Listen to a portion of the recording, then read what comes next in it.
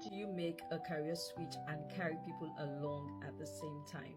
I know that for me, when I switched from photography to focus more on coaching, I did have some comments that challenged me on that. I had someone once tell me after a discovery session that, oh, she didn't know I was now coaching. Then I had another very interesting comment when I made a leadership program at Harvard, and I came back and someone was like, oh, a photographer going for a program at Harvard. And it made me realize that something had to switch, right? And I had to carry people along on this new journey.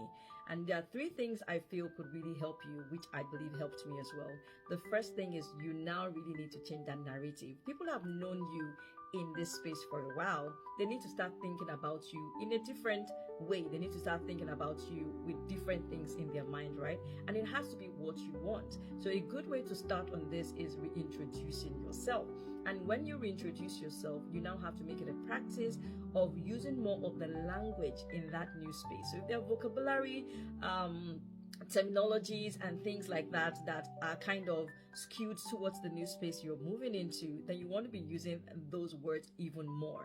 Another thing you want to also notice that making that introduction once might not be enough. You have to do it again and again so that you can reinforce it in the minds of people that this switch has happened for you.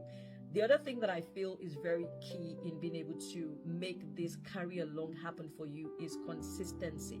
The thing is that people have been used to you doing something else for such a long time. So when they think about you, they'll probably still think, oh, you as this person. Like for me, I know a few people would probably still see me and think of me as the architect they knew me to be when I first graduated from school, right? Or the architecture that I was very much interested in then.